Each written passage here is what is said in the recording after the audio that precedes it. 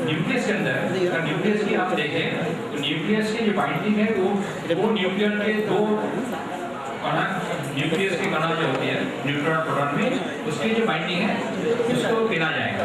तो जैसे हम बढ़ाते जाएंगे नंबर बढ़ता जाएगा, तो बाइंडिंग की और इंक्रीजिंग इसीलिए बढ़ता है। तो न्यूक्लियस में जो है बाइंडिंग वो दोनों के बीच में होता है न्यूट्रॉन प्रोटॉन में। जितने न्यूट्रॉन प्रोटॉन बढ़ते जाएंगे उतना बाइंडिंग बढ़ते जाएगा। क्या बाकी लोगों से न्यूट्रॉन एक उदासीन कण है, जैसा सर आपने बताया कि जब उसका विखंडन होता है तो उसे कुछ प्रोटॉन और पॉजिट्रॉन टाइप के कण निकलते हैं जो आवेशित उदासीन कण आवेश कैसे होता है? उदासीन का आवेश नहीं होता है, सर उसको परिवर्तित किया जाता है। वो जो न्यूट्रॉन, अगर न्यूट्रॉन एक स्टेबल पार्टिकल नहीं है, न्यूट्रॉन को आप छोड़ देंगे, खाली न्यूट्रॉन को आप लेंगे तो वो न्यूट्रॉन 10-11 मिनट के अंदर ये एक प्रोटॉन में परिवर्तित हो जाएगा। और इसका जो ये उदासीन है, न्यूट्रल है, लेकिन इसमें से जो प्रोटॉन जब बनता है तो प्रोटॉन तो चार्ज पार्टिकल पॉजिटिव चार्ज हो गया तो एक नेगेटिव चार्ज में निकलेगा, एक इलेक्ट्रॉन निकलेगा। हाँ, इक्वल होंगे, ये होना ही है इक्वल। पॉजिट्रॉन एक प्रोटॉन और एक इलेक्ट्रॉन निकलेगा और थोड़ा उसके जो गति उसको बैलेंस करने के लिए एक न्यूट्रॉन भी निकलता है। क्षति हो गया वो एनर्जी निकल जाता है।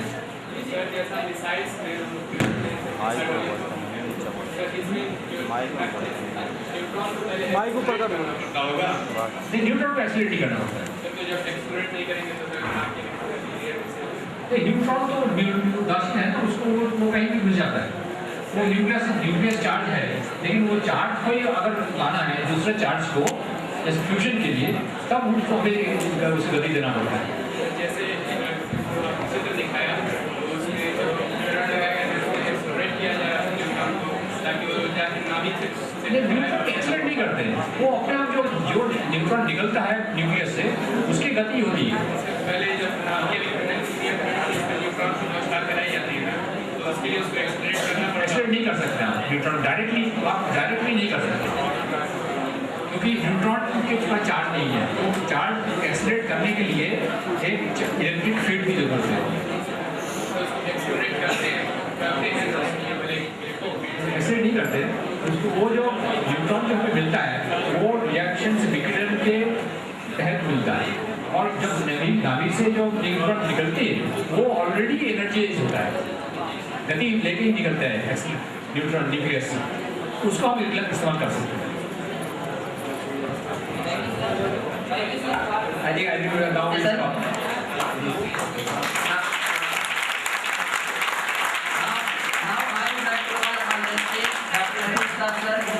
Director R&D, RKG Group of Institution, to project promoter to Dr. Amit Raj sir.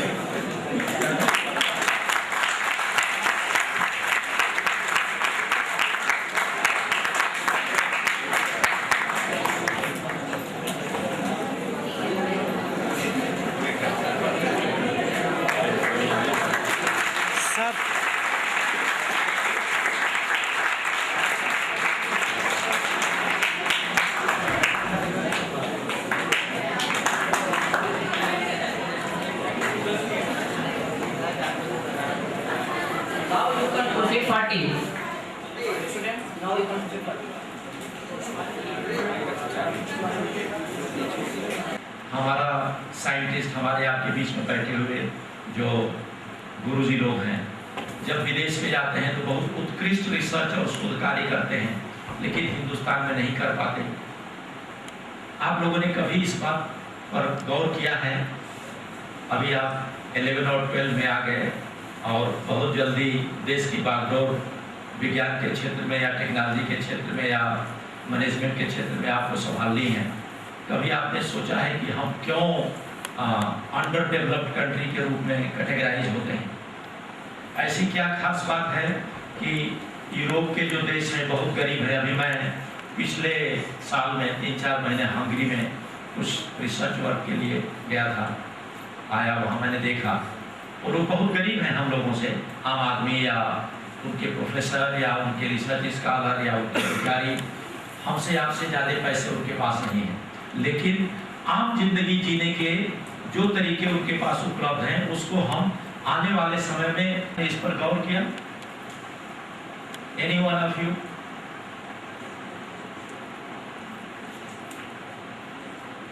आप लोग शायद सब आ रहे होंगे। I understand most of you are very bright and perhaps you know the main problem of India today is population pressure, and as long as population is expanding in the same manner or same order, we cannot be categorized or we cannot bring our country and its facilities and its surrounding under a class of developed country. तो सबसे realise करने की जरूरत है कि जैसे कहा जाता है थंब रूल, जैसे मम्मी पापा कहते हैं भाई ट्रेन में जर्नी करो तो किसी का दिया हुआ मत खाना, एकदम थंब रूल। बहुत सारे लोगों की ओपिनियन लेने के बाद इस तथ्य पर पहुंचा हूं, हमें उम्मीद है कि हमारे जो यहाँ पर परम आदरणीय शिक्षाविदगण उपस्थित हैं ये लोग इससे सहमत होंगे। यदि किसी को असहमति होगी तो बिना संकोच के सामने आके बोलना है, और यही समय है जब हम अपनी देश की युवा पीढ़ी के साथ यहाँ वार्ता कर रहे हैं, और वार्ता होनी चाहिए सार्थक तरीके से। और मैं ये चाहता हूँ कि हमारे देश के सभी बच्चे, आप यहाँ पर 100, 150, 200, 300 होंगे, लेकिन आप अपने गांव में जाकर, अपने स्कूल में जाके, जब कभी भी आपको 15 अगस्त, 26 जनवरी या किसी सामाजिक कार्यक्रम में मौका मिलता है अपनी बात कहने का, तो एक बात जरूर करिए कि जब तक हिंदुस्तान की आबादी कंट्रोल नहीं होगी, हिंदुस्तान या वर्ल्ड के किसी भी कंट्री का कोई भी साइंटिफिक प्रिंसिपल हमको मदद नहीं कर सकता विकसित होने के लिए। और विकसित होने के लिए या जिंदगी जीने के लिए, स्वस्थ रहने के लिए विज्ञान को जिस तरीके से हुई है, मैं बात कर रहा था कि अर्ली अर्थ जो है रिड्यूसिव एनवायरनमेंट था। हमारे सभी शिक्षाविदगण और बच्चे, आप बायोलॉजी पढ़ते होंगे, सामान्य रूप से आप पढ़े होंगे कि जब जीवन की उत्पत्ति हुई, evolution, origin of life and evolution, तो ओरिजिन ऑफ लाइफ में सबसे पहले आपको यही सारांश मिलेगा कि हमारा अर्थ का एनवायरनमेंट क्या था, रिड्यूसिव था। ऑक्सीडेशन बहुत जनरल टर्म है, और ट्रेडिशनल डिफिनीशन में आप जाते हैं तो कहते हैं कि यदि ऑक्सीजन का रिएक्शन हो, कॉम्बिनेशन हो, तो उसको ऑक्सीडेशन कहेंगे। और रिएक्टेंट और प्रोडक्ट आप जानते होंगे, यदि प्रोडक्ट साइड में ऑक्सीजन बढ़े तो हम लोग उस प्रोसेस को ऑक्सीडेशन कहते हैं। यदि प्रोडक्ट साइड में हाइड्रोजन बढ़े या हाइड्रोजन से रिएक्शन हो रिएक्टेंट्स का, तो उसको हम रिडक्शन कहते हैं। बहुत सिंपल सी बात है। तो यदि आप ओरिजिन ऑफ लाइफ पढ़े होंगे तो आपको ध्यान होगा कि धीरे धीरे हमारा अर्थ का एनवायरनमेंट ऑक्सीडेटिव होता गया, पढ़े हैं, ऑक्सीडेटिव हो गया, और तब हमारी लाइफ ओरिजिनेट हुई। तो इसका मतलब ये हो गया कि जो बाबा रामदेव कहते हैं अनुलोम विलोम करिए, सांस लीजिए, ऑक्सीजन लीजिए, छोड़िए जरूरत से ज्यादा। सामान्य रूप से हम ऑक्सीजन ले रहे हैं, सांस ले रहे हैं, लेकिन जो कहते हैं कि आप कुछ विशेष रूप से ज्यादा सांस अंदर लीजिए, रोकिए, फिर छोड़िए, मतलब क्या है, ऑक्सीजन का कंटेंट आपको अपने बॉडी में बढ़ाना है। तो ये कोई नई बात नहीं है, इसी ऑक्सीजन के कंटेंट बढ़ने के वजह से हमारे जीव की उत्पत्ति हुई, oxidative environment. In other words, we can conclude that whenever you go for oxidation process, you are leading to life. You are leading to life. Okay? अब आप आते हैं ऑक्सीडेशन की प्रक्रिया में। पॉपुलेशन वाली बात मैं अभी छोड़ दिया, बाद में फिर आपसे बात करूंगा। लेकिन आप सबको ये संदेश है, अपने कॉलेज में, अपने गांव में, अपने रिश्तेदारी में, अपने घर में, अपने पड़ोस में सबको बताना है कि हमें हिंदुस्तान की पॉपुलेशन को रोकना है, तभी हम हिंदुस्तान को सुरक्षित और विकसित देश के रूप में आगे बढ़ा सकते हैं। बहुत जरूरी है। Now time has come, you are not left with any time. आगे एक्सीडेंट होने वाला है, पॉपुलेशन एक्सपेंशन से। जैसे यदि रेल के इंजन में कोई गड़बड़ी हो और फिर भी ड्राइवर रेल को ले जा रहा है आगे, तो एक्सीडेंट होगा, सबकी जान जाएगी। तो हमारा देश पॉपुलेशन के दृष्टिकोण से उसी दिशा में बढ़ रहा है। Population must be controlled, we will calculate if time पर। ठीक है, तो मैंने बात किया कि if we are going towards oxidation, we are increasing life, we are proceeding to living system.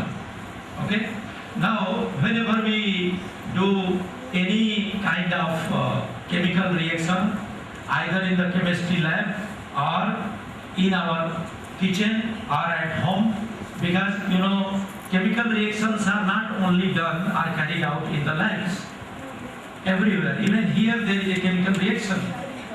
Suppose if I talk something which you do not like, you will get irritated. That irritation is outcome of chemical reaction within your body. Some people get depressed, some people become over happy, some people become sad due to surrounding. So please remember and be clear, बिल्कुल स्पष्ट हो जाइए कि chemical reaction और chemistry एक ऐसा विषय है जो हमारे जिंदगी के हर सांस में है, हमारे संसार में, हमारे ग्लोब में, जहाँ कहीं भी जो कुछ भी हो रहा है उसको केमिस्ट्री कंट्रोल करती है। क्यों? क्योंकि जॉन डाल्टन का व्यू आप जानते हैं, smallest particle of matter is atom. Atom was considered indivisible by John Dalton. Basic point, indivisible, and it is the fundamental property, the smallest particle of any matter which participate in chemical reaction. ये बहुत छोटी सी बात है, लेकिन इसको समझिए।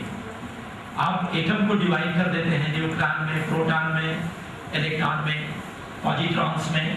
There are many fundamental particles, subatonic particles. लेकिन John Dalton ने कहा था atom is indivisible, and still his statement about atom stands valid, because if we consider the retention of characteristic property of a particular element, it is the only atom which happens to be the smallest particle. Okay, and therefore John Dalton view holds valid even today. तो ये मेज है, कुर्सी है, laptop है, आप हैं, आप जिस चेयर पर बैठे हैं, बिल्डिंग है, ये सभी मटेरियल्स के बने हुए हैं। हम आप भी मटेरियल्स के बने हुए हैं। थोड़ा सा फर्क है।